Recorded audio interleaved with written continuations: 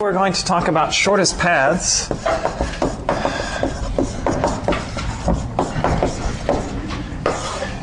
And we're going to talk about shortest paths for 3 lectures. So this is a trilogy. Today will be shortest paths 1. I've been watching far too many versions of Star Wars this weekend. I saw the musical yesterday, matinee. That was fun. MIT musical. That was fun. Of all 3 plays, all 3 movies in about 4 hours. That was a bit long. And then I saw the one-man show on Friday. And one-man Star Wars, the original 3 movies in 1 hour. That was the opposite of too long. Both were fun. So now I get my trilogy fix. All episodes. This is first. We're going to start with A New Hope, and we're going to talk about the shortest paths problem and solve one particular version of it, a very interesting version. And then we're going to look at increasingly more general versions as we go on. Shortest paths are sort of an application of dynamic programming, which we saw last week, and greedy algorithms, which we also saw last week. So we're going to build that and get some really interesting algorithms for an important problem, which is how to get from Alderaan to, I don't know, Cambridge in as quickly as possible, okay, when you live in a graph. So there's geometric shortest paths, which is a little bit harder. Here we're just going to look at shortest paths in graphs. Now, hopefully you all know what a path in a graph is, but some very quick review in particular because we're going to be looking at weighted graphs. So the usual setup, suppose we have a directed graph, G, has some vertices, some edges. We have edge weights, make it a little bit more interesting. So this is just a real number on each edge. So edge weights are usually given by a function.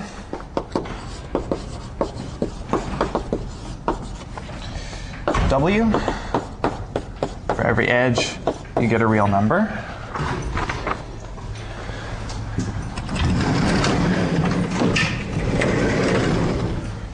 And then if we look at a path in this graph, so we're going to use some simple notation for paths called a path P. Starts at some vertex, then goes to some other vertex, and so on.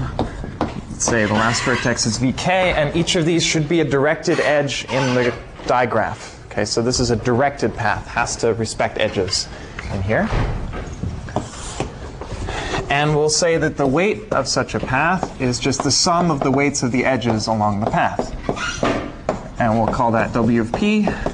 So sum I equals 1 to k minus 1 of W V I plus 1. Okay, so just to rub it in, and in particular how general this can be, we have some path, starts at some vertex, there's some edge weights along the way.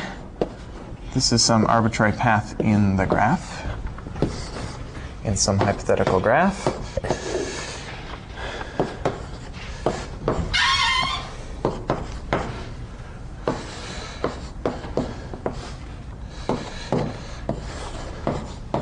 Okay, this is mainly to point out that some of the edge weights could be negative, some of them could be 0. The sum here is minus 2. So the weight of this path is minus 2. And presumably the graph is much bigger than this. It's just one path in the graph. We're usually thinking about simple paths. They can't repeat a vertex, but sometimes we allow that. Okay, and then what we care about is the shortest path, or a shortest path. Again, this may not be unique, but we'll still usually call it the shortest path.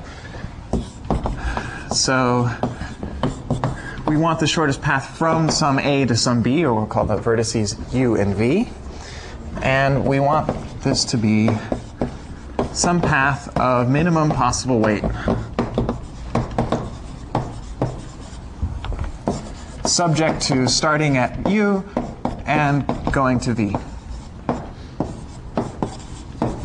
Okay, so that's what we're looking for. In general, give you a vertex U, give you a vertex V, find a shortest path as quickly as possible. What's a good algorithm for that? That's the topic for the next 3 lectures. We will usually think about a slightly simpler problem, which is just computing the weight of that path, which is essentially computing the distance from A to B. So we'll call this the shortest path weight from U to V. And we'll denote it by delta of UV, little delta. So this, it's the weight of the shortest path, or weight of every shortest path. Or in other words, it's the min over the weight of each path from from U to V. So P here is a path.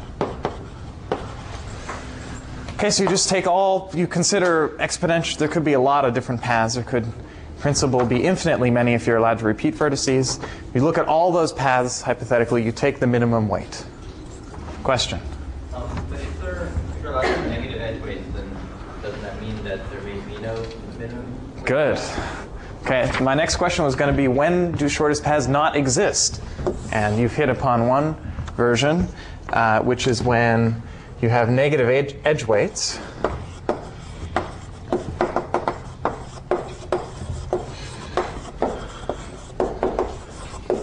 So in principle, when you have negative edge weights, some shortest paths may not exist, in the sense that there is no shortest paths. There are no shortest paths. There is no shortest path from U to V. Okay, in particular, if I have 2 vertices U and V, and I want the shortest path between them,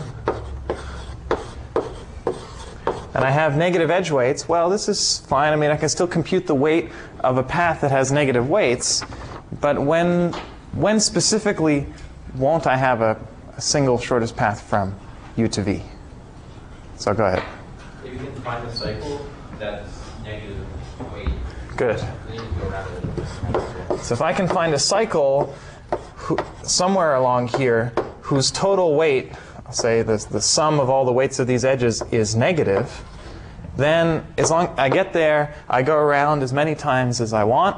I keep decreasing the weight because the weight is negative. I decrease it by some fixed amount, and then I can go to V. So as long as there's a negative weight cycle reachable from U that can also reach V, then there's no shortest path. Because if I take any particular path, I can make it shorter by going around a couple more times. So in some sense, this is not really a minimum. It's more like an infimum for those who like to get fancy about such things. But we'll just say that delta of UV is minus infinity in this case. There's a negative weight cycle from U to V. So that's one case we have to worry about in some sense. But as long as there are no negative weight cycles, delta of UV will be something bigger than minus infinity, some finite, bounded below by some finite value. Even if you could have negative weights but still no negative weight cycle. For example, there might not be any cycles in your graph. But that's still interesting. And I guess it's useful to know that you can get from A to B in negative infinite time. That's great. It's time travel. Okay, if the weights happen to correspond to time. But when else might shortest paths not exist? So this is one case, but there's another. A simpler case. It's not connected. There might not be any path from U to V. This set might be empty. There may be no path from U to V. Here we have to define what happens. Here we'll say it's infinity if there's no path from U to V. So there are these exceptional cases, plus infinity and minus infinity, which are pretty intuitive, because it takes a really long time to get from U to V if there's no path there. You can't get there from here. Okay, but that's the definition. Most of the time, this is the case we care about, of course. Usually, this is a finite set. Okay. Good, so that's the definition. Now let me tell you, we're going to get a few basic structural properties about shortest paths that will allow us to obtain good algorithms for finding these paths when they exist. And in particular, we want to use ideas from dynamic programming. So if I want to use dynamic programming to solve shortest paths, what do I need to establish? What's like the first thing I should check? You've all implemented dynamic programming by now, so it should make complete sense. Hopefully. At least more sense than it did a couple of weeks ago last week when we learned it. Dynamic programming is something that grows on you. Every year, I think I understand it better than the previous year.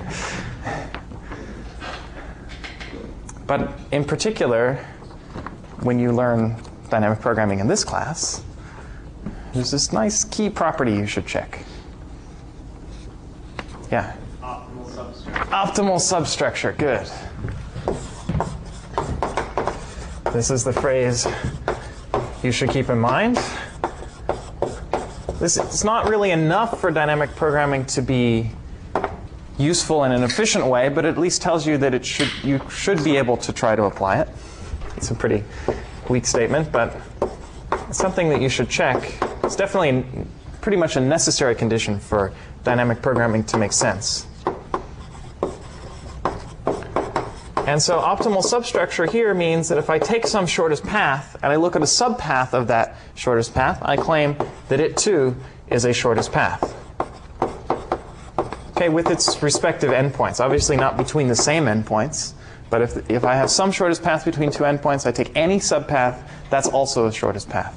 This is one version of optimal substructure. This one turns out to be true for this setup.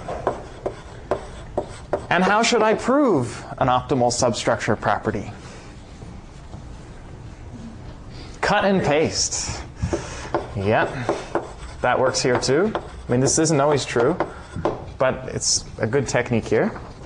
So we're going to think about, and I'll do essentially a proof by picture here. So suppose you have some subpath of some shortest path. So let's say the subpath is x to y, and the path goes from u to v. So we assume that uv is the shortest path. We want to prove that xy is the shortest path. Well, suppose xy isn't the shortest path. Then there's some shorter path that goes from x to y. But if you have some shorter path from x to y than this one, then I should just erase this part of the shortest path from u to v and replace it with this shorter one. So if this is some hypothetical shorter path. So suppose this existed. If that existed, then I should just cut the old path from x to y and paste in this new one from x to y. It's strictly shorter, therefore I get a strictly shorter path from u to v, but I assume u to v was the shortest path. Contradiction. Okay, so there is no shorter path, and that proves the lemma. That we have this subpaths of shortest paths are shortest paths. Okay, this should now be a pretty familiar proof technique, but there's yet another instance of cut and paste. Okay, so that's a good sign for computing shortest paths. I mean, in terms of dynamic programming, we won't look directly at dynamic programming here because we're going to aim for greedy, which is even stronger. But next Monday, we'll see some dynamic programming approaches. Intuitively, there are some pretty natural subproblems here. I mean, going from u to v, if I want to find what's the shortest path from u to v, well, that's a particular problem. Maybe it involves computing shortest paths from u to some intermediate point x and then from x to u, something like that. That feels good. That's like quadratically many subproblems and v squared subproblems. Sounds like that would lead to a dynamic program. You can make it work out. It's just a little bit trickier than that. And we'll see that next Monday. So, but thinking about this intermediate point, we get something called the triangle inequality.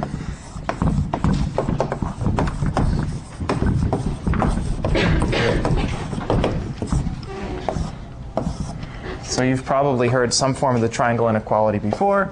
It holds in all sorts of geometric spaces, but it also holds for shortest paths, which is slightly less obvious.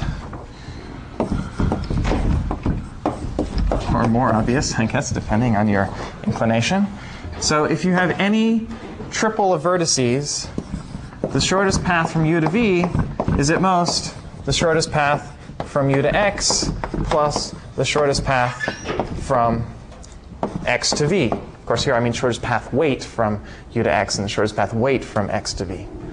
So this should be pretty natural just from the statement. It's even more natural if you draw the picture. So we have some vertex u. I'm using wiggly lines to denote potentially long paths as opposed to edges. We have some intermediate point x, and we have some target v. And we're considering these three shortest paths. This is the shortest path from u to v, or this is its weight. This is the shortest path from u to x, and here's its weight. And the shortest path from x to v, and here's its weight. And the point is, well, this should be the shortest path, or a shortest path from u to v. And in particular, one such path is you go from u to x, and then you go from x to v. So, I mean, this sum is just measuring the length of this particular path. Take shortest path here, take shortest path here. And this is supposed to be the min over all paths. So certainly this is at most this particular path, the sum of these two values. Okay, another proof by picture. Clear? Okay, this stuff is easy. Soon we'll get into some more exciting algorithms. Well, we'll get into algorithms in particular, which is always more exciting. Today we're going to look at a particular version of shortest paths called, or the shortest paths problem, called the single source shortest path problem. Okay, it's a little bit more general from go from A to B. The problem is you're given a source vertex, and you want to know how to get from that source vertex to everywhere else.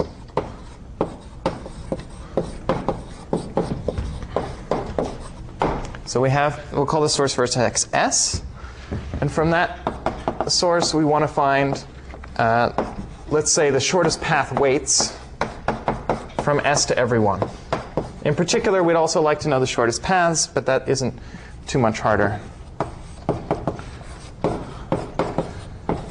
So that's delta of S comma V for all vertices V.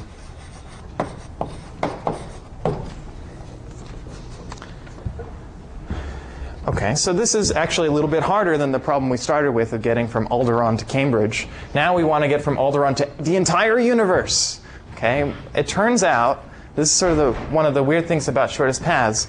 According to the state of the art we know today, which seems to be, well, it seems like the following statement will remain true for all time, but we don't know.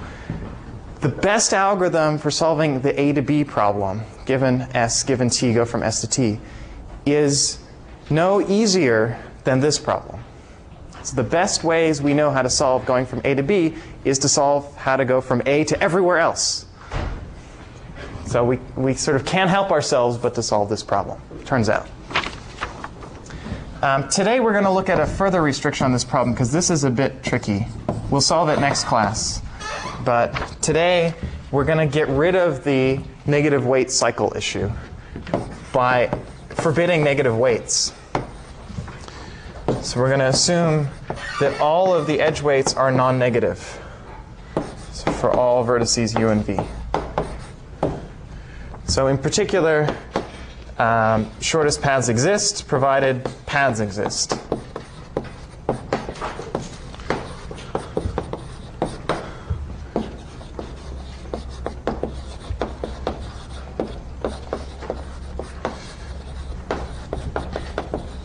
And we don't have to worry about these minus infinities.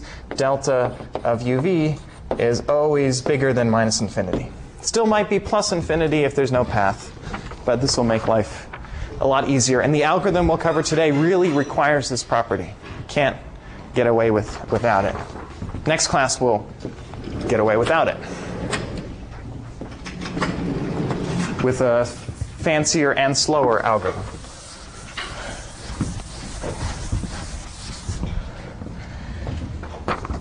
So, as I've hinted at, the main idea we're going to use for the algorithm today is greedy, which should be faster than dynamic programming generally. And the tricky part will be proving that the greedy algorithm actually works. So I think there's pretty much only one natural way to go about, well, there's one way that works, go about greedy, let's say. It's maybe not the obvious one. So let me give you a little bit of setup. The invariant we're going to maintain is that at all times we have estimates on the distances from the source to every vertex. When I say distance, I mean shortest path weight. I'm going to use weight and distance interchangeably here for more intuition. And in particular, I want to maintain the set of vertices where those estimates are actually the right answer.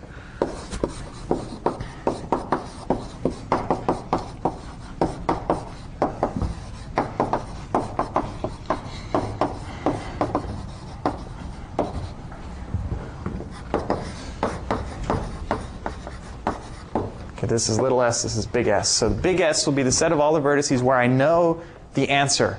What is the shortest path distance from little s to that vertex in big S? So for starters, which distance do I know? Sorry? S. Yeah, I know the shortest path distance from S to S because if I assume that all of my weights are non-negative, I really can't get from S to S any faster than not doing anything. Okay, if I have a negative weight cycle, maybe distance from S to S is minus infinity. Okay, but I can't have negative weights, so there's no way I can get from S to S in any faster than 0 time. There might be a longer path that still has 0 cost, but it can't be any better than 0. So in particular, I know that. So initially, S is certainly an S.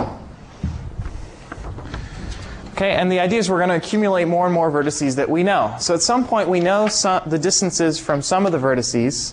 So we have this, we have some cloud here. This is S, and this is everything else. This is the graph G.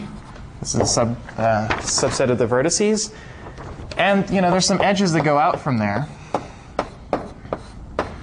And so we have estimates on how to get to these vertices. Some of them we may not have even seen yet. They may not be connected to this portion of S. I mean, not directly. They might be connected by some longer path. They might be in a completely different connected component. We don't know yet. Some of them we have estimates for because we've sort of seen how to get there from S. And the idea is, among all of these nodes where we have estimates and how to get from little s, which is some vertex in here, to these vertices, we're going to take the one for which the estimate is smallest. That's the greedy choice. And we're just going to add that vertex to S.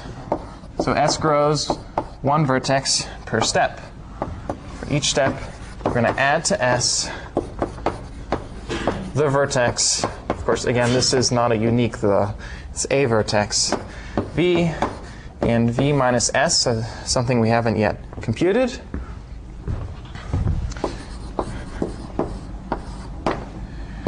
Whose estimated distance from S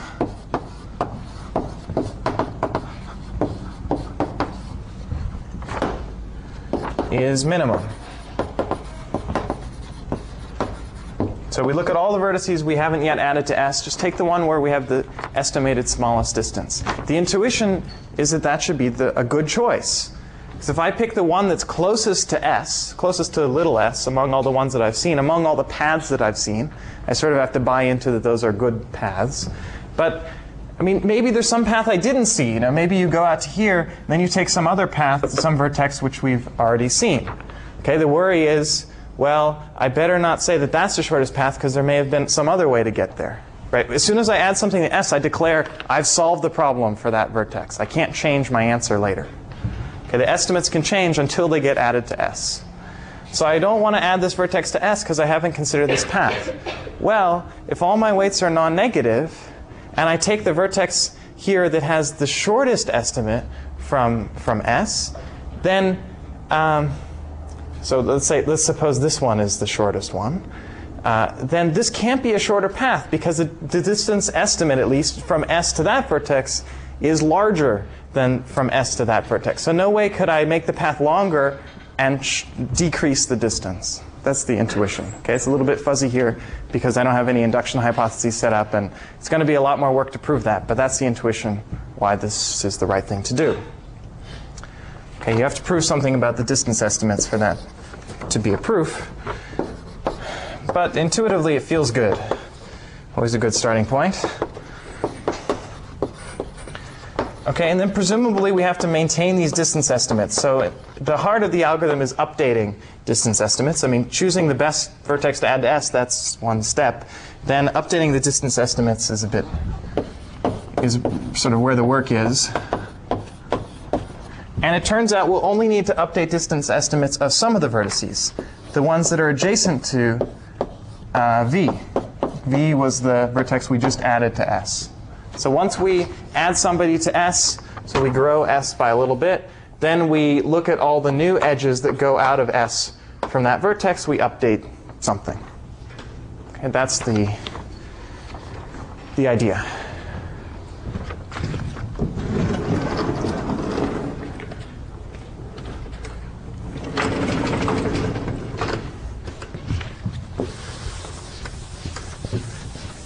So that's the idea for how we're going to use greedy. Now I'll give you the algorithm. So this is called Dijkstra's algorithm.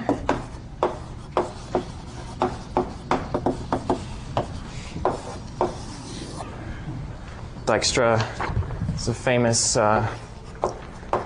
recently late, if that makes sense, recently late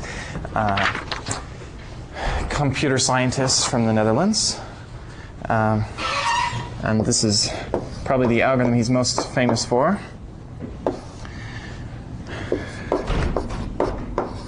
So the beginning of the algorithm is just some initialization, not too exciting.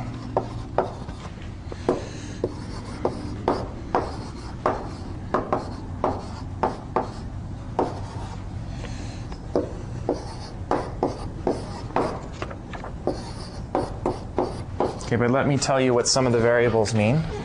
So this D is some array indexed by vertices, and the idea is that D of x is the distance estimate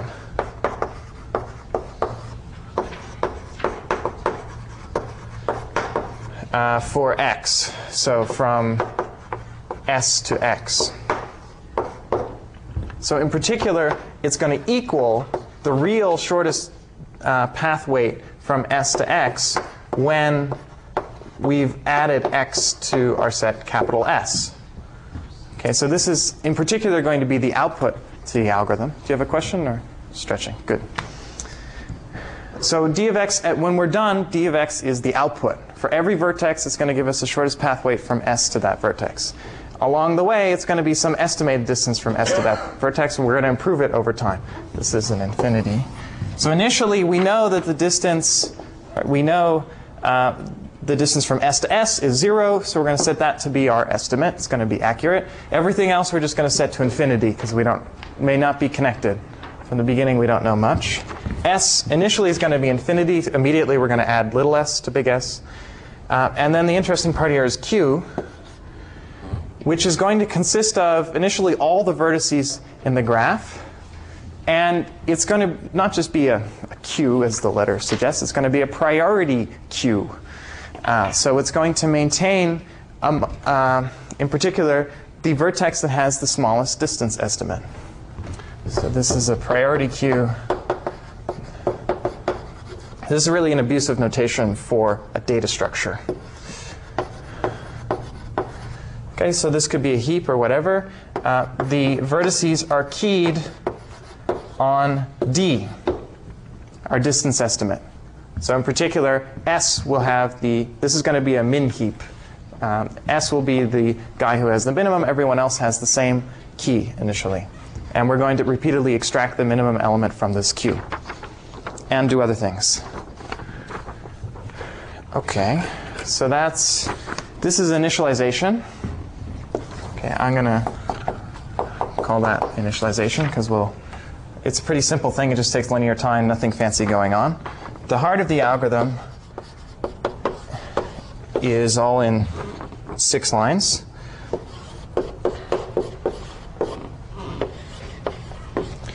And so we're sort of, this is not really a step. The first step here that we need to do is we take the vertex whose distance estimate is minimum, so that among all the vertices not yet in S, currently S is empty, Q has everyone.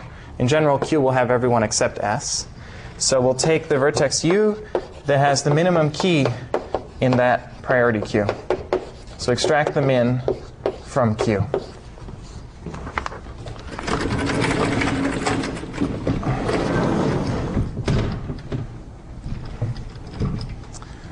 Okay.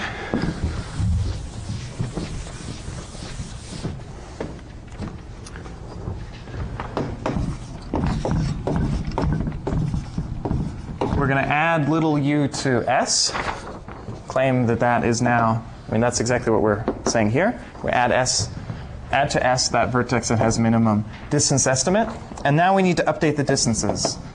So we're going to look at each adjacent vertex for each v in the adjacency list for u.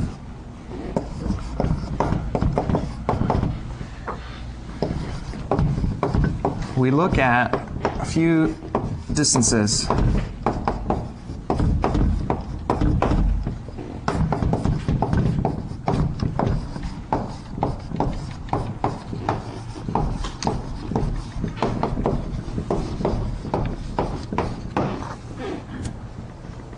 So that's the algorithm, more or less. This is the key. I should define a little bit what's going on here.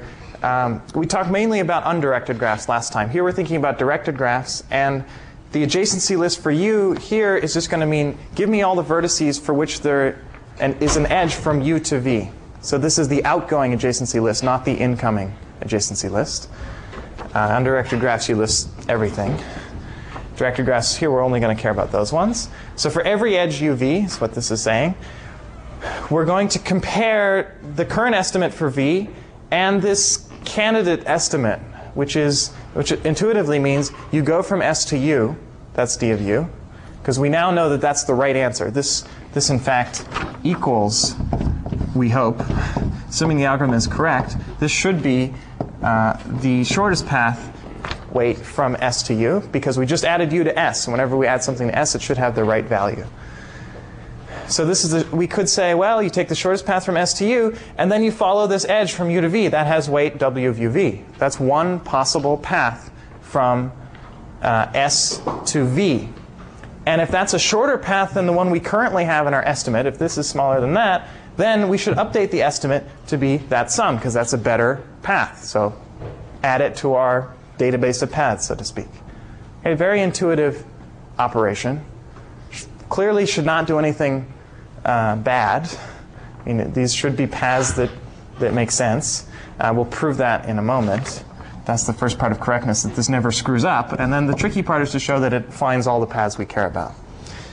This step is called a relaxation step.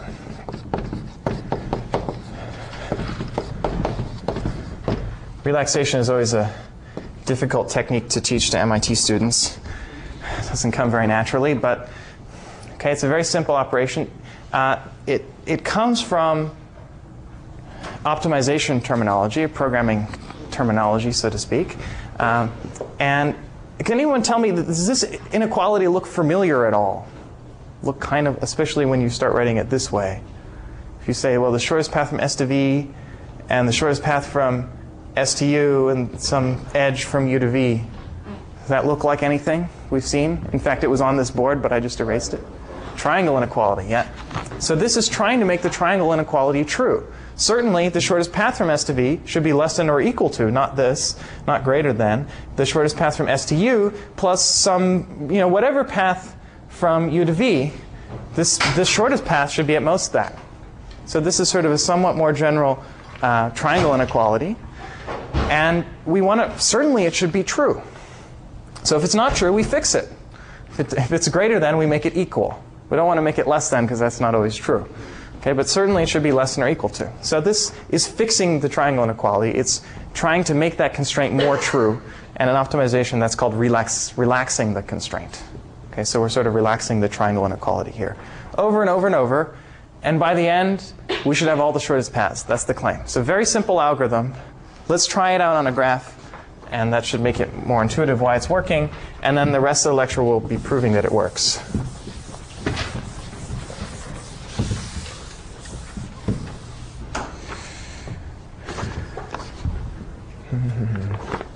Yeah, this is enough room. So let's take, oh, I should mention one other thing here, sorry. That whenever we change d of v, this is changing the key of v in the priority queue. So implicitly what's happening here in this assignment, so this is getting a bit messy, is a decrease key operation.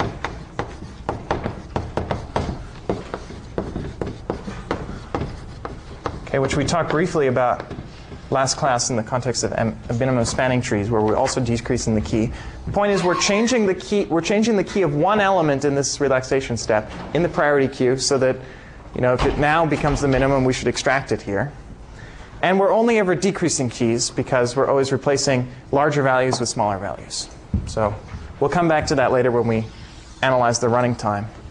But there is some data structure work going on here. Again, we're abusing notation a bit. OK, so here's a graph with edge weights.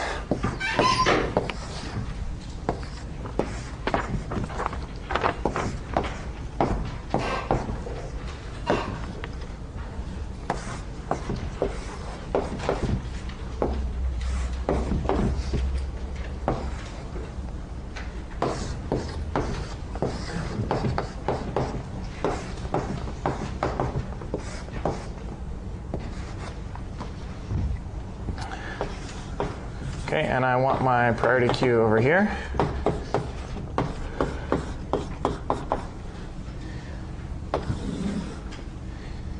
And I'm also going to draw my estimates. Okay, now I don't want to cheat. So we're going to run the algorithm on this graph. S will be A. And I want to know the shortest path from A to everyone else. So you can check, okay, paths exist.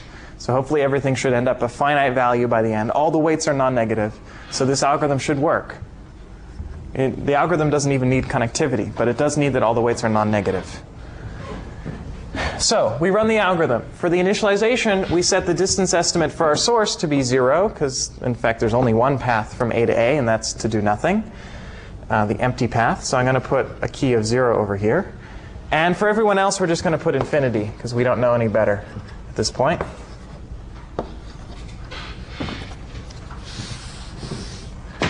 So I'll put keys of infinity for everyone else.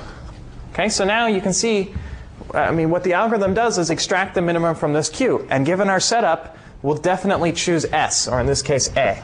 Because it has a weight of 0, everyone else has a larger, quite a bit larger weight. Okay, so we look at S. I'll use A here. So we look at A, we add A to our set S, so I'm going to square something when it's now removed from the queue. It will never go back in, because we never add anything to the queue. Start with all the vertices and extract and decrease keys, but we never insert. So A is gone. Okay, and now I want to update the keys of all of the other vertices, and the claim is I only need to look at the vertices that have edges from A. So there's an edge from A to B, and that has weight 10. And so I compare, well, is it a good idea to go from A to A, which costs nothing, and then to go along this edge AB, which costs 10? Well, it seems like a pretty good idea, because that has a total weight of 0 plus 10, which is 10, which is much smaller than infinity. So I'm going to erase this infinity, write 10. And over in the queue as well. That's the decrease key operation. So now I know a path from A to B. Good. A to C is the only other edge. 0 plus 3 is less than infinity. So cool. I'll put 3 here for C. And C is there. Okay. The other vertices I don't touch. I'm going to rewrite them here, but the algorithm doesn't have to copy them. Those keys were already there. It's just touching these two. Okay. That was pretty boring. Now we look at our queue and we extract the minimum element. So A is no longer in there. So the minimum key here is 3. So the claim is that this is the shortest path from A to C here is the shortest path from A to C. There's no other shorter way. You can check that, and we'll prove it in a moment.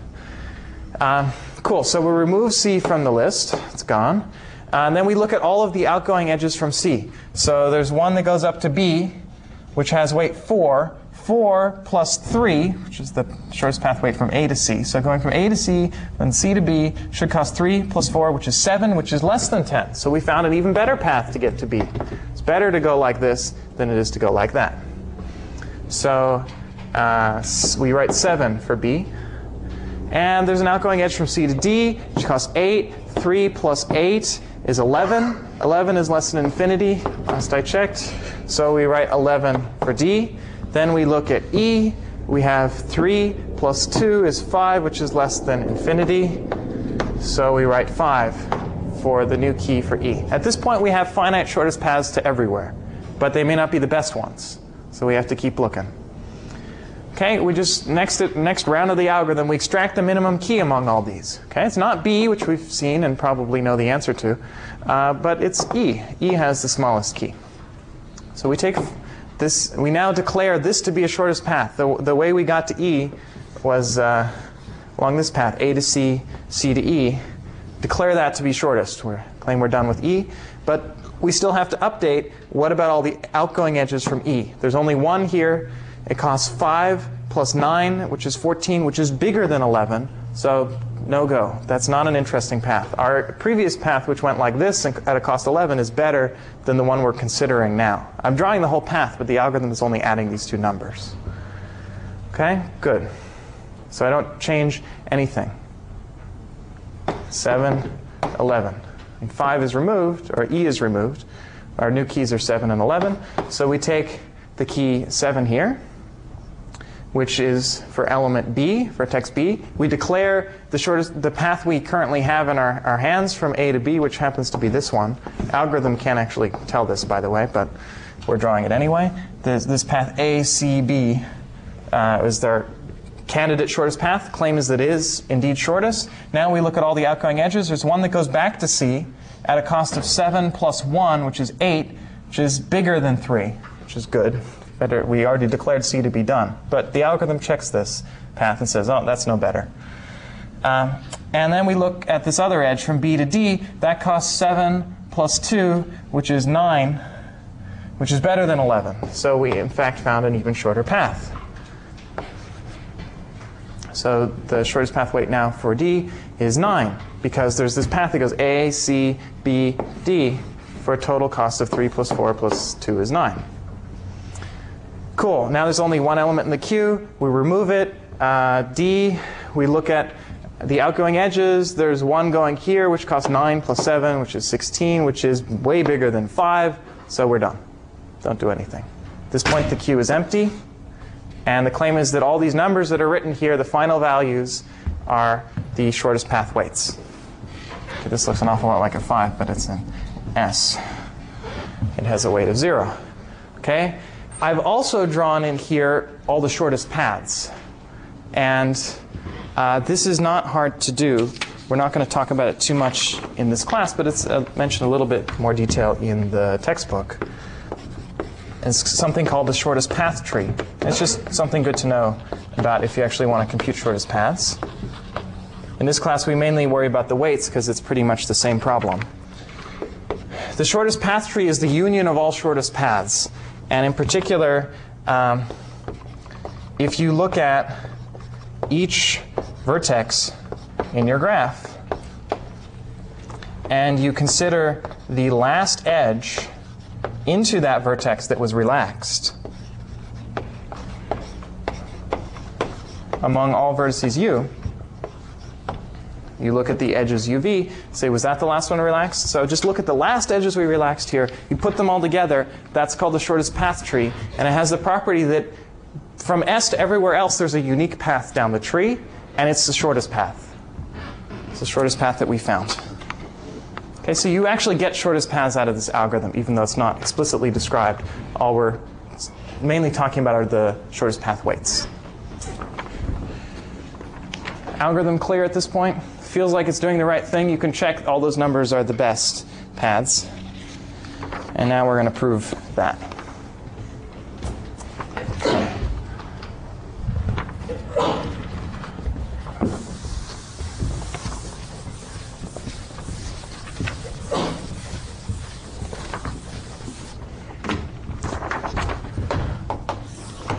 So, correctness.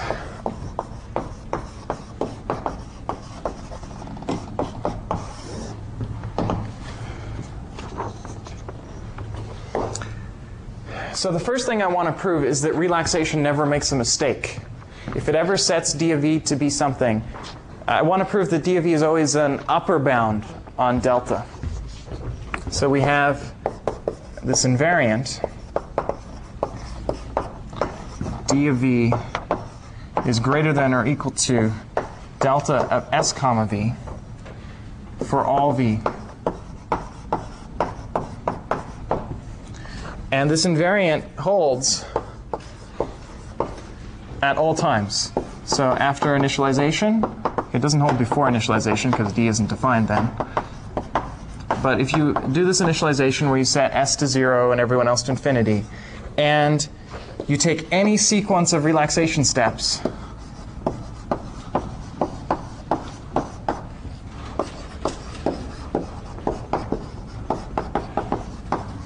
then this invariant will hold after each relaxation step you apply. This is actually a very general lemma. It's also pretty easy to prove. It holds not only for Dijkstra's algorithm, but for a lot of other algorithms we'll see. That use pretty much every algorithm we see will involve relaxation. And this is saying no matter what relaxations you do, you always have a reasonable estimate in the sense it's less than or equal to, or it's greater than or equal to the true shortest pathway. So it should be converging from above. So that's the lemma. Let's prove it. Any suggestions on how we should prove this lemma? What technique might we use? What's that? Cut and paste would be good for optimal substructure. Cut and paste maybe sort of what's going on here, but not exactly. Something a little more general. Just intuition here. It doesn't have to be the right answer. In fact, many answers are correct. Have plausible proofs. Induction. Yeah. So I'm not going to write induction here, but it's effectively we're using induction. That's the answer I was expecting. So there's sort of an induction already in time going on here. We say after initialization this should be true. That's our base case. And then every relaxation we do, it should still be true. So we're going to assume by induction that all the previous relaxations worked. And then we're going to prove that the last relaxation, whatever it is, works. So first let's do the base case. So this is after initialization. So say initially. So initially we have d of s to equal to 0. And we have d of v equal to infinity for all other vertices, for all vertices v not equal to s, little s. Okay, now we have to check that this inequality holds. Well, we have delta of s comma s. We've already argued that that's 0, because you can't get negative when there are only non-negative edge weights. So that's the best. So certainly 0 is greater than or equal to 0. And we have everything else. Well, I mean, delta of s comma v is certainly less than or equal to infinity. So this holds. Everything is less than or equal to infinity. So base case is done. So now we do an induction. And I'm going to write it as a proof by contradiction. So let's say, suppose that this fails to hold at some point.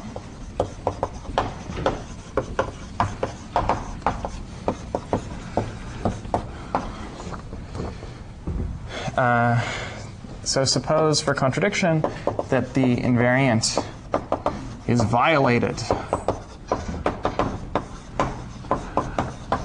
So we'd like to sue the violator and find a contradiction. So it's going to be violated. So let's look at the first violation, the first time it's violated. So this is essentially, again, a proof by induction. So let's say we have some violation d of v is less than delta of s comma v. That would be bad if we somehow got an estimate smaller than the shortest path. Well, and the nice thing about looking at the first violation is we know sort of by induction that all previous, all other values are correct. Okay, d of v is the first one where we screwed up. So the invariant holds everywhere else. Well, what caused this to fail, this invariant to be violated, is some relaxation,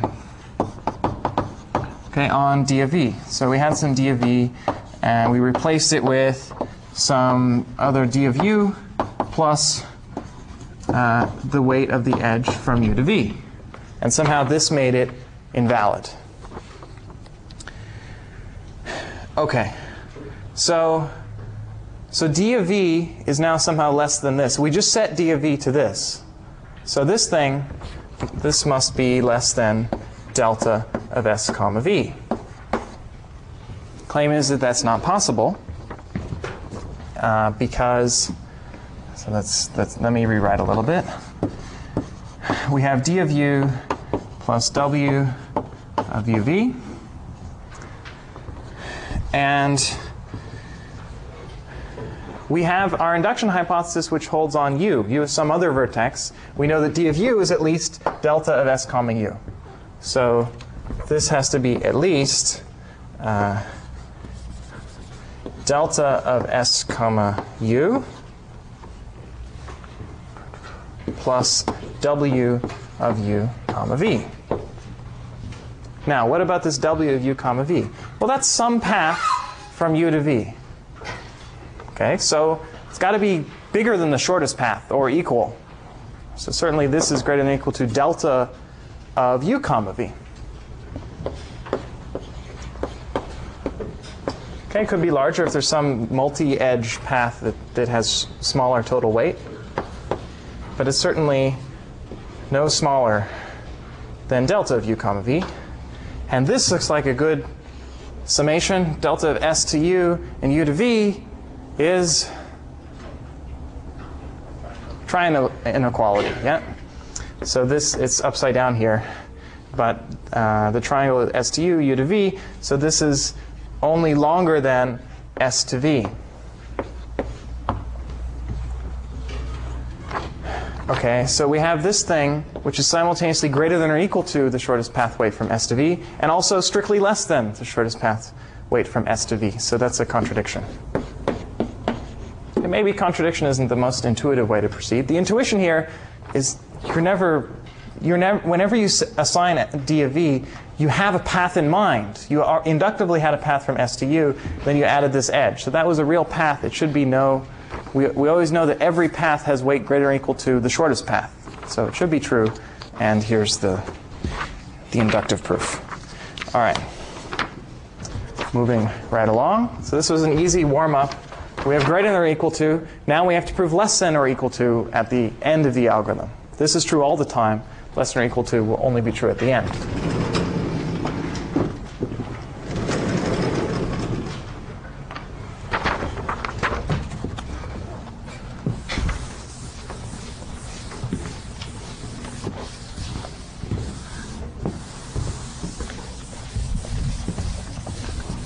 So we're not going to prove less than or equal to quite yet. I'm going to prove another lemma, which again, so both of these lemmas are useful for other algorithms too. So we're sort of building some shortest path theory that we can apply later. This one will give you some intuition about why relaxation, not only is it not bad, but it's actually good. Not only does it not screw up anything, but it also makes progress in the following sense. So suppose you knew the shortest path from S to some vertex. Okay, so you go from S to some other vertices, then you go to U, then you go to V. Suppose that is a shortest path from S to V. Okay, and also suppose that we already know in D of U the shortest path weight from S to U. So suppose we have this equality. We now know that we always have a greater than or equal to. Suppose they're equal for U. Okay, the vertex just before V in the shortest path. Okay, and suppose we relax that edge, UV.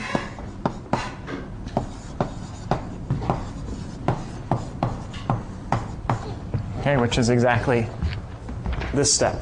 This is relaxing the edge UV, though I didn't just call it relaxation here. Then after that relaxation, d of v equals delta of SV. So if we had the correct answer for u and we relax uv, then we get the correct answer for v.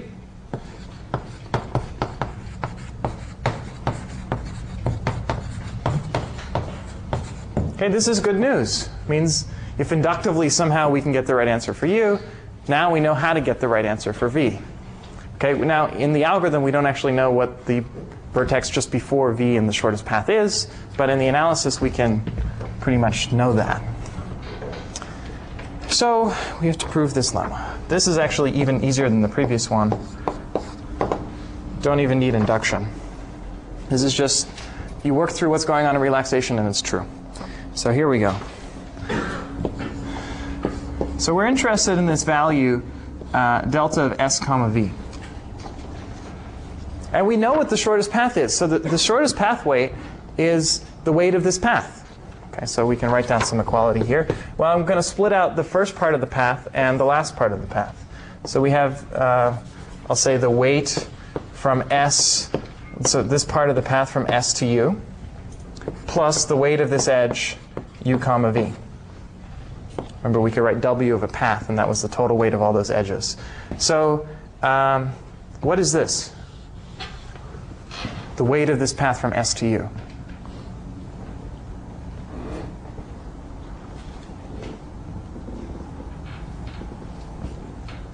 Or what property should I use to figure out what that value is? Yeah? Well, we said it was the shortest path, right? So it has to be the optimal subpath. S to V is the shortest path, right? So by optimal substructure, from S to U is also a shortest path. So this is delta of SU. Cool. Okay. We'll hold on for now. That's all we're going to say. On the other hand, we know from this lemma that no matter what we do, d of v is greater than or equal to delta of s comma v. So let's write that down. So there's a few cases, and this will eliminate some of the cases. By that lemma correctness 1, we know that d of v is greater than or equal to delta of s comma v. So it's either equal or greater than at all times. So I'm thinking about the time before we do the relaxation, this uv. So at that point, this is certainly true. So either they're equal before relaxation, or it's greater.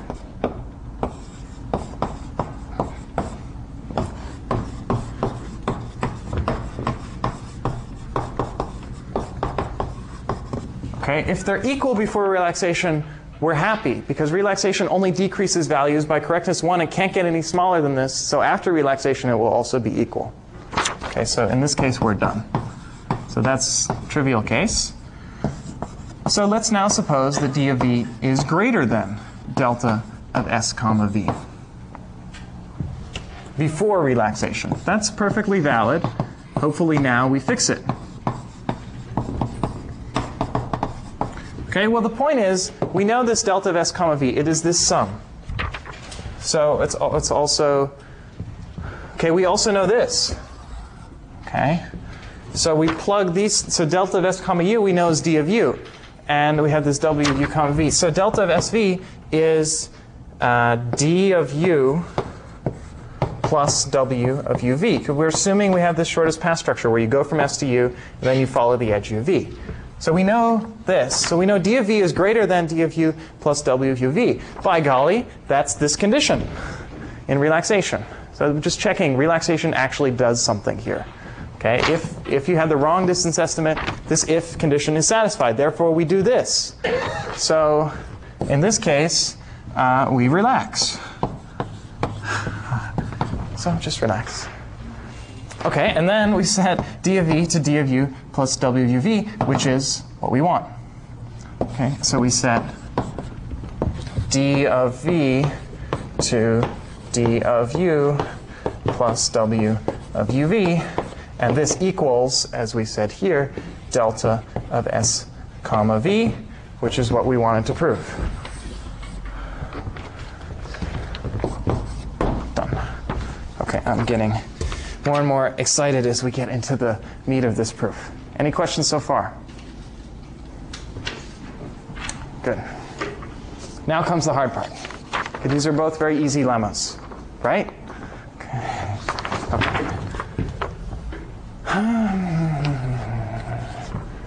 Yeah. Let's, I'll use these two boards. We don't need these proofs anymore. We just need these statements. Correctness 1, correctness lemma. Great names.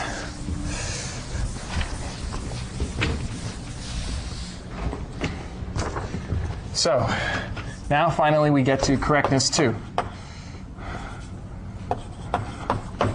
So we had 1 and 1.5. So I guess correctness is itself a mini trilogy, the mini series. Okay. So correctness 2 says when the algorithm is done, we have the right answer. This is really correctness, but it's going to build on correctness 1 and correctness lemma.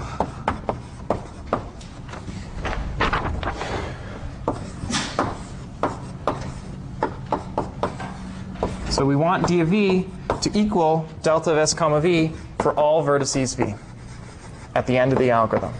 That is clearly our goal. Now, this theorem is assuming that all the weights are non-negative, just to repeat. It doesn't assume anything else. So it's going to get the infinities right, but if there are minus infinities, all bets are off. Okay, even if there's any negative weight edge anywhere, it's not going to do the right thing, necessarily. Okay, but assuming all the weights are non-negative, which is reasonable if they're measuring time or usually money. Usually it costs money to travel along edges, they don't pay you to do it. But who knows? All right.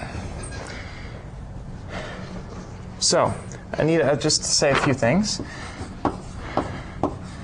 One of the things we mentioned somewhere along the way is when you add a vertex to S, you never change its weight. Okay, that actually requires some proof. I'm just going to state it here. It's not hard to see. D of v doesn't change. Okay, this is essentially an induction.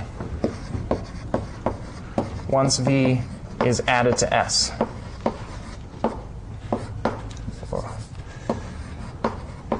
Okay, this will actually follow by something we'll say in a moment. Okay, so all I really care about is when a vertex is added to S, we better have the right estimate, because after that, we're not going to change it, let's say.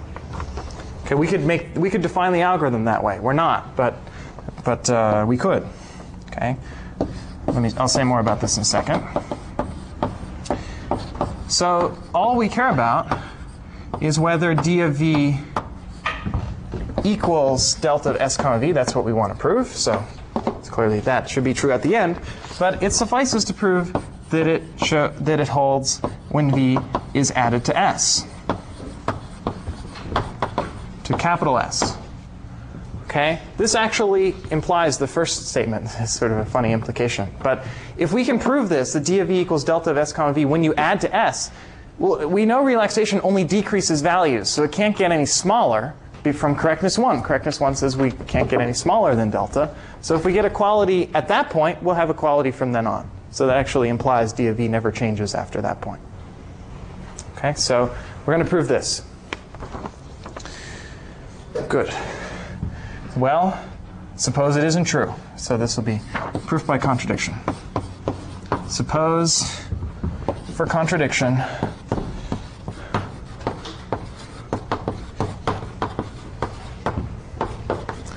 that this fails to hold. And let's look at the first failure.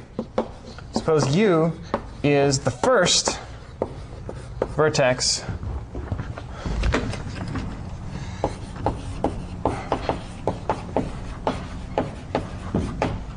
that's about to be added to S. I want to consider the time right before it's added to S.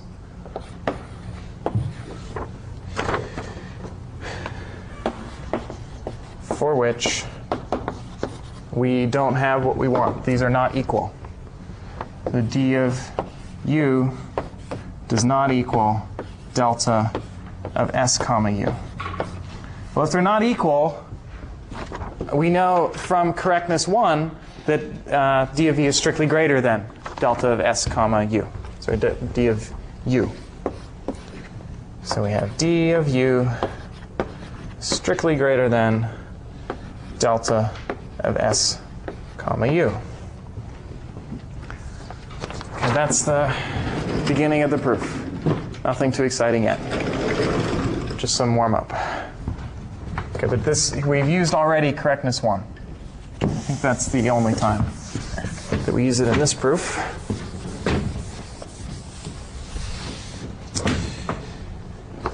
Okay, so I sort of just want to draw a picture of what's going on, but I need a little bit of description. So let's look at the shortest path, right?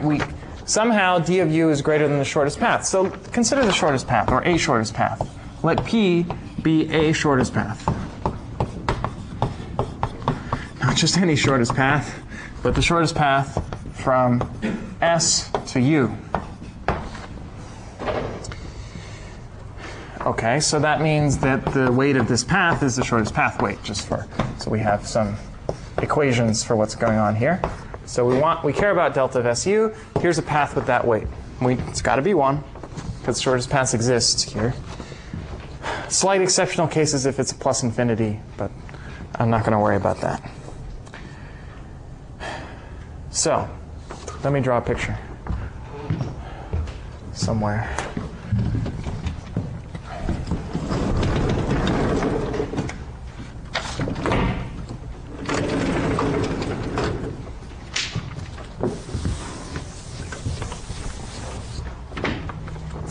So we have S, we have U. Here is the shortest path from S to U. That's P. No idea what it looks like so far. Now, what we also have is this notion of capital S. So I'm going to draw capital S. So this is big S. We know that little s is in big S. We know that U is not yet in big S. So haven't screwed up anything yet, right? This path starts in S and leaves it at some point, because until we're about to add U to S, so it hasn't happened yet. So U is not in S. Fine. What I want to do is look at the first place here where the path P exits S. So there's some vertex here, let's call it X. There's some vertex here, call it Y. Okay? Possibly X equals S, possibly Y equals U. But it's got to exit somewhere, because it starts inside and it ends up outside, and it's a finite path. Okay, so consider the first time it happens, not the second time, first. Okay, so consider first edge, XY, where P exits capital S. The shortest path from S to U exits capital S. It's got to happen somewhere. Cool. Now, what do we know? Little x is in S. So it has the right answer. Because U, we were about to add U to S, and that was the first violation of something in S that has the wrong D of U, or D of X estimate. So D of X equals delta of S comma X. Because we were looking at the first violation, X is something that got added before. So by induction on time, or because we had the first violation, D of X equals the shortest path weight from S to X. So that's good news. Now we're trying to apply this lemma. It's the only thing left to do. We haven't used this lemma for anything. So we have this setup. If we already know that one of the D values is the right answer, and we relax the edge that goes out from it, then we get another right answer. So that's what I want to argue over here. We know that the D of X equals this weight, because again, shortest subpaths are shortest paths are shortest paths. We have optimal substructure. So this is the shortest path from S to X. Might not be the only one, but it is one. So we know that matches. Now, I want to think about relaxing this edge XY. Well, X is in capital S. And the algorithm says whenever you add a vertex u to the big set S, you relax all the edges that go out from there.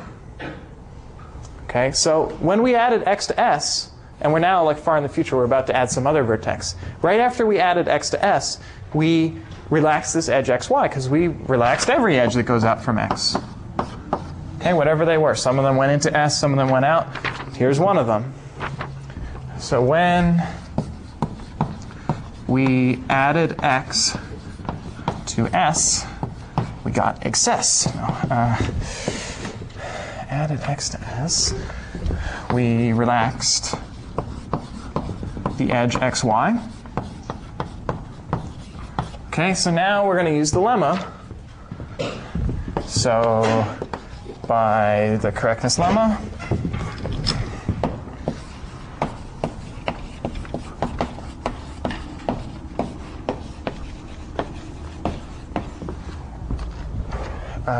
what do we get? Well, we had this correct shortest pathway to x now. We relaxed the edge xy. So now we should have the correct shortest pathway for y. d of y equals delta of sy. Okay, this is sometime in the past. In particular, now it should still be true. Because once you get down to the right answer, you never change it. Okay, we should be done. Okay, why are we done?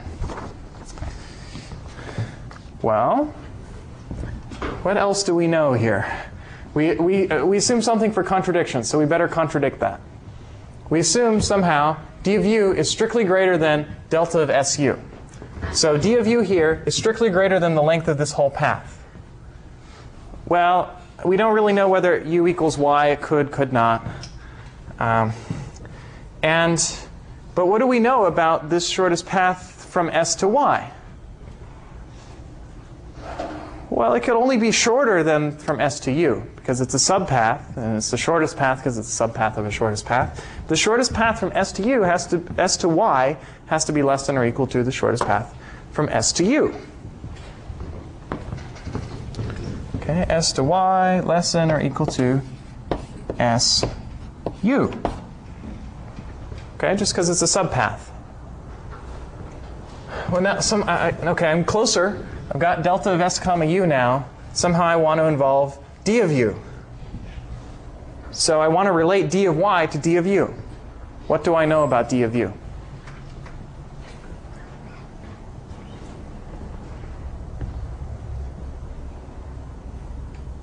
Yeah. It's bigger because we have a min heap. It's d of u is smaller Right. because we have a min heap. Yeah. We always chose u. It's way down here. We chose u, this is the middle of the algorithm. There's a reason I kept this, to be the minimum key. This is keyed on d. So we know that at this moment when we're trying to add u to S, right, y is not in S and u is not in S. They might actually be the same vertex, but both of these vertices, whether same or not, are outside S. We chose d of u. We chose u because d of u has the smallest d estimate. So y, d of y, has to be greater than or equal to d of u. It might be equal if they're the same vertex, but it's got to be greater than or equal to. So d of y here is greater than or equal to d of u. Just now, so here we're using the fact that we actually made a greedy choice. It's the one place we're using the greedy choice. Better use it somewhere, because you can't just take an arbitrary vertex and declare it to be done. Got to take the greedy one. Okay, now we have d of u is less than or equal to delta of su, which contradicts this. Okay, sort of magical that all just worked out, but sort of like the previous proofs, you just see what happened, and it works. Okay, that's the approximation. The only real idea here is to look at this edge. Look, in fact, you could look at this edge too, but let's look at some edge that comes from S and goes out of S, and argue that, well, x has to be correct, and when we made x correct, y had to be correct. And now, well, why the hell were you looking at u? Y is the thing you should have looked at, and there you get a contradiction, because y had the right answer. If u equals y, that's fine, or if u and y were sort of equally good, that's also fine, if all these weights were 0. So this picture might actually look like this. But In that case, D of u was the correct answer. It was delta SU. We assumed that it wasn't. That's where we're getting a contradiction. Pretty clear? Okay, go over this proof. It's a bit complicated, naturally. Okay, we have a little bit more to cover. Some easier stuff. Okay, the first thing is what's the running time of this algorithm? I'll do this very quick because we've actually seen this running time before in last class. There was some initialization. The initialization, which is no longer here, is linear time. No big deal. Okay, extract min. Well, that's some data structure. So we have something like size of v. Every vertex we extract the min once, and that's it. So they're size of v, extract mins. Okay, so that's pretty simple.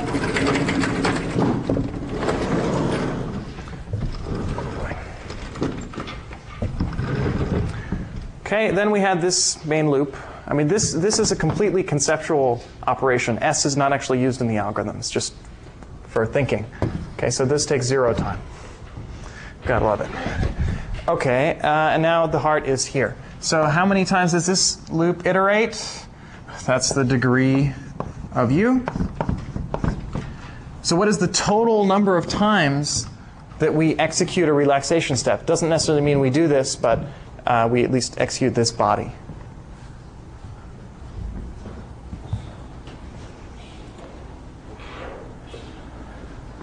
Over the whole algorithm, how many times do we do this? For every vertex, we look at all the outgoing edges from there. So the total would be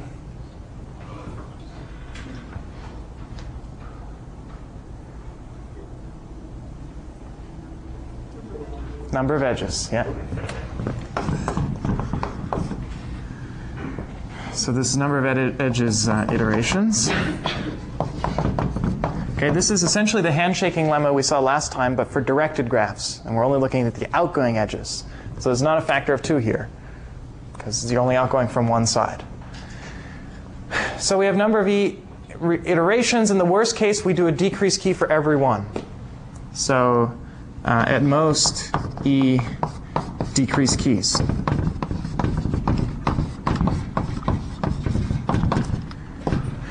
Okay, so the time is, well, we have V extract min, so the time to do an extract min, whatever that is. And we have E decrease keys, whatever that is. And this is exactly the running time we had for Prim's algorithm for minimum spanning tree last time. And it depends what data structure you use, what running time you get. Yeah.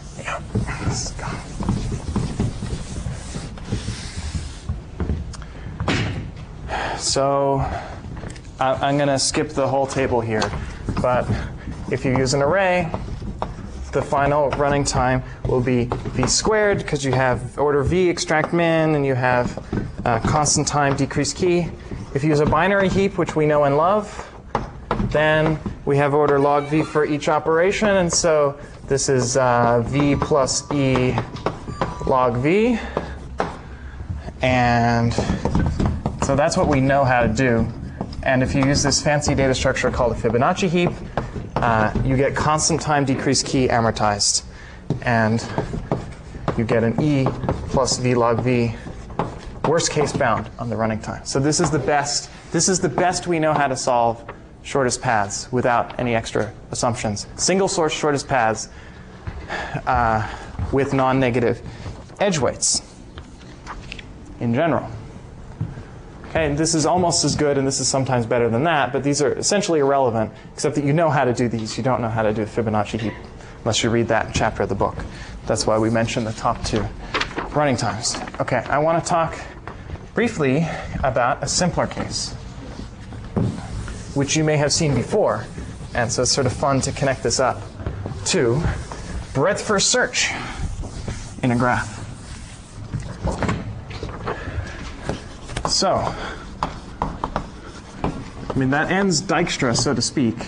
But now I want to think about a special case where the graph is unweighted, meaning W of uv equals 1 for all vertices u and v. Okay, suppose we had that property. Can we do any better than Dijkstra? Can we do better than this running time? Well, we probably have to look at all the edges and all the vertices, so the only thing I'm questioning is this log v. Can I avoid that? I gave away the answer a little bit. The answer is called breadth first search, or BFS, which you have probably seen before. It's one of the, next to depth first search, it's one of the standard ways to look at a graph. But we can say a little bit more than you may have seen before. Breadth first search is actually Dijkstra's algorithm. Kind of nifty. There are two changes. The first change is that breadth first search does not use a priority queue. I'll just tell you what it uses instead. You can use a queue, a first in, first out, honest to goodness queue, instead of a priority queue.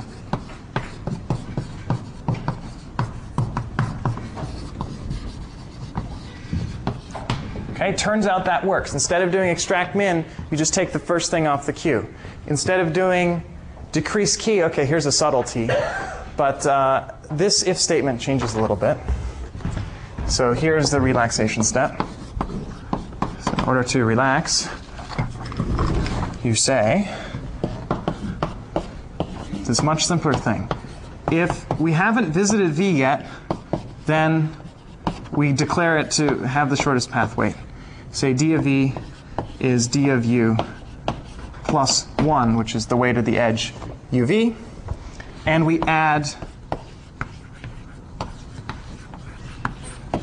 u v to the queue. Add it to the end of the queue.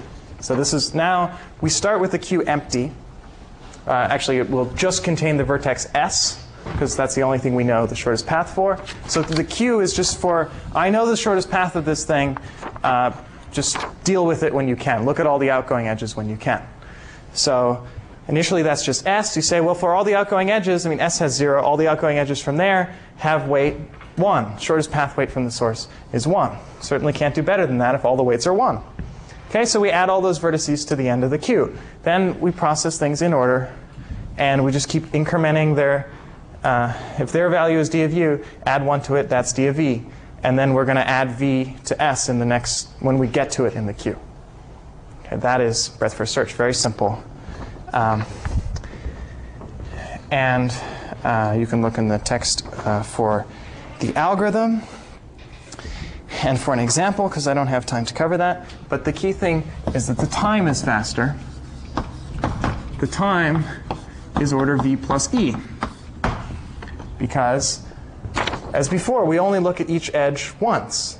We look at all the outgoing edges from all the vertices. As soon as we set d of v to something, it will remain that. We never touch it. We're going to add it to s. That only happens once. So this if statement and so on, and the enqueuing is done order e times. Actually, e times, exactly. And enqueuing to a queue and dequeuing from a queue, that's what we use instead of extract min. Take constant time. It's the total running time. Number of vertices plus number of edges. Okay, not so obvious that this works, but you can prove that it works using the Dijkstra analysis. All you have to do is prove that the FIFO queue does exactly the same thing as a priority queue. Once you know that, by the correctness of Dijkstra, you get the correctness of breadth first search. So not only is breadth first search finding all the vertices, which is maybe what you normally use it for, but it finds the shortest path weights from S to every other vertex when the weights are all 1. So there we go. Introduction to shortest paths. Next time we'll deal with negative weights.